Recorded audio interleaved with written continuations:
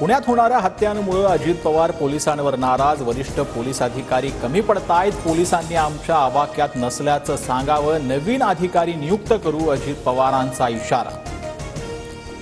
पुण्याचा विस्तार पाहता गुन्हेगारी वाढते असं म्हणणं योग्य होणार नाही।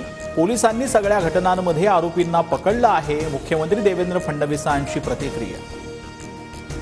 घटनाबाह्य मुख्यमंत्र्यांनी सर्वांसाठी पाणी योजनेला स्थगिती दिली होती। स्थगिती उठवण्यासाठी फडणवीस सकारात्मक। फडणवीसांचं कौतुक करत आदित्य ठाकरेंची शिंदेंवर टीका।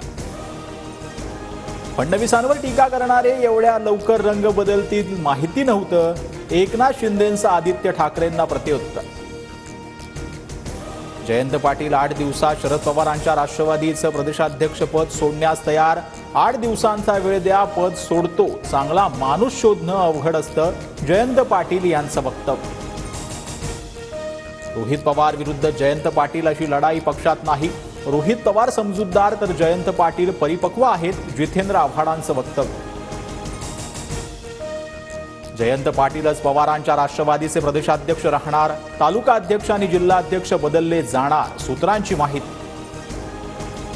स्थानिक स्वराज्य संस्थांच्या निवडणुकीत 50% महिलांना तर उर्वरित 50%मध्ये तरुणांना संधी देणार। प्रस्थापितांना संधी देणार नाही, बैठकीत शरद पवारांकडून स्पष्ट। एखादा कार्यकर्ता चांगलं काम करतो तेव्हा त्याला पद मिळतात। परळीत लाडकी बहीण योजनेचं अध्यक्ष पद वाल्मिक कराडला असल्याच्या प्रश्नावरती चंद्रशेखर बावनकुळेंची प्रतिक्रिया। धनंजय मुंडेंचा राजीनामा न घेण्यावरती अजित पवार ठाम। चौकशीत वरिष्ठ दोषी आढळले तर गय केली जाणार नाही, अजित पवारांकडून स्पष्ट। अमोल मिटकरी, सूरज चव्हाण मुन्नीच्या सांगण्यावरून आरोप करतायत। राष्ट्रवादीतील मुन्नी ही महिला नसून पुरुष आहे।